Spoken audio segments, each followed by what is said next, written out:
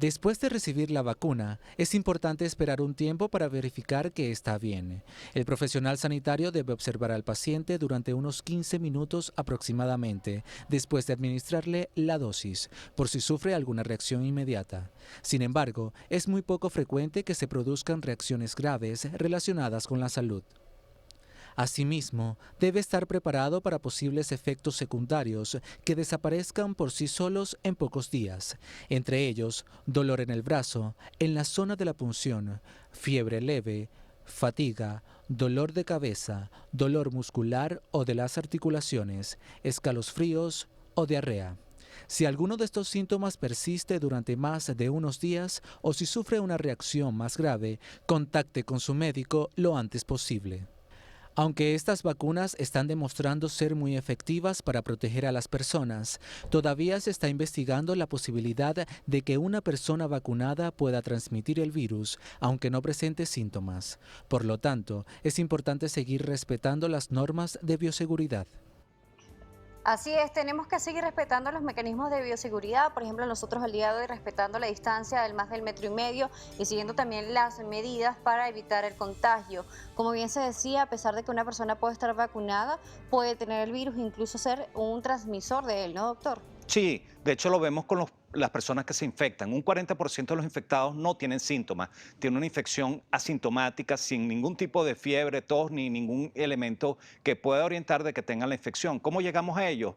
Porque son los contactos de los que tienen la enfermedad y tienen los síntomas. Entonces hay que entender que COVID-19, los que más contagian son estos asintomáticos o los que tienen una infección tan leve que la llaman una gripecita y siguen saliendo y siguen deambulando y contagiando a otras personas en general. ¿Qué pasa con la vacuna? La vacuna evita la infección severa, la hospitalización, la muerte por la vacuna. Pero si se descuidan también pueden ser personas enfermas con el Sí, virus. y eso es importante entender. No hay ninguna vacuna, ninguna de las que existe hoy en día que evite la enfermedad 100%. Uno lo ve con las vacunas de sarampión, difteria, cualquier tipo de vacuna da la posibilidad de que te enfermes, pero te enfermes de una manera muy suave, muy leve o prácticamente asintomática. ¿Qué significa eso?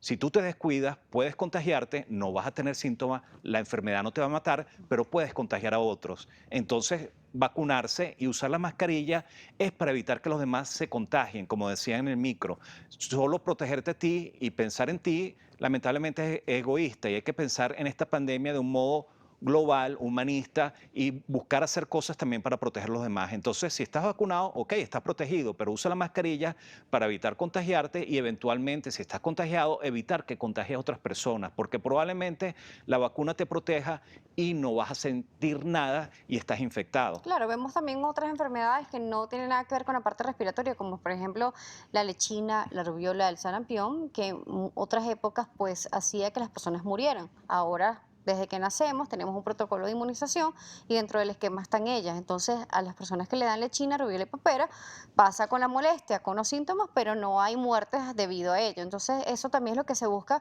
con el COVID-19, ¿no? Que podamos inmunizarnos y que si nos da, podamos estar a salvo. Exactamente, evitar las complicaciones, evitar la muerte, evitar las hospitalizaciones.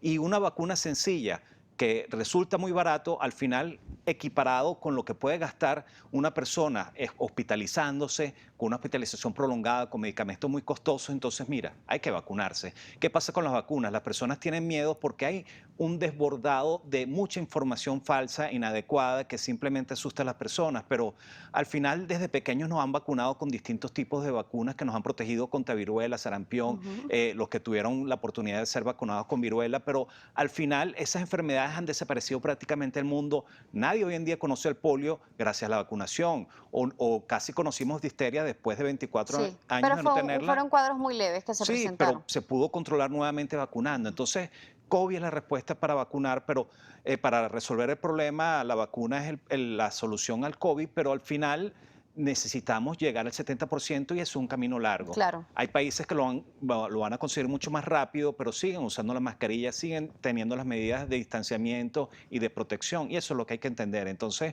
pensar que vamos a tener una solución mágica de un día para otro y que ya vamos a tener fiestas y no vamos a usar mascarillas masivamente, no, tenemos que tener paciencia. Además, muchas personas tienen miedo y dicen, pero es que me va a dar fiebre, es que me va a dar manifestaciones.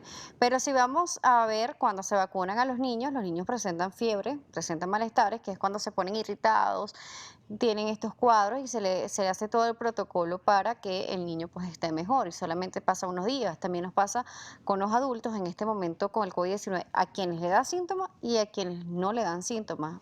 Hay que estar activo con eso. Se dice que solamente acetaminofén es lo que se puede tomar. Sí, de todas maneras también hay muchos mitos al respecto y parte de lo importante es informar. La vacuna es tan segura que se puede vacunar las embarazadas. De hecho, hoy en día la Sociedad Venezolana de Infectología, la Sociedad de Obstetricia y Ginecología Venezolana están recomendando vacunar, así como la CDC, la Organización Mundial de la Salud, a las embarazadas y a las lactantes. ¿Por qué? Porque si una embarazada sufre de COVID, tiene un mayor riesgo de morir por COVID, de entrar en terapia intensiva y simplemente se pierden 2 vidas, mientras que la vacunación no produce problemas, tan segura que simplemente se está recomendando hoy en día. ¿Qué pasa?